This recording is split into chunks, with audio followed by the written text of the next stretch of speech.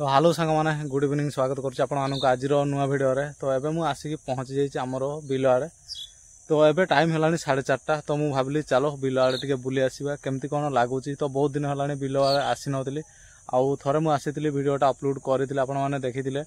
तो एपटे किसी बिल धान सब पाचिबा आरंभ हो गलानी आउ गोटे गोटे जगार लोक मैंने काटिबा भी आरंभ करदे आम एपटे। तो गतकाली राति प्रबल शीत लगे आरंभ हो गलानी आम एपटे है कि आपण आड़े केमती कौन शीत लगुच आपने कमेंट बॉक्स में कमेंट करके जनइबे।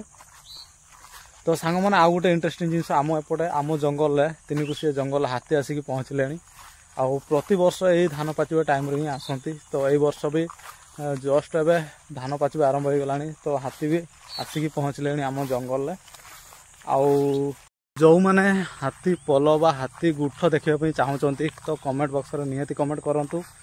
मु निहाती आपण मानक वीडियो नहीं आसबि आउ जेबे हाथी बाहर बिल आउ एका सांगरे से वीडियो आपण मानक नहीं आसबि।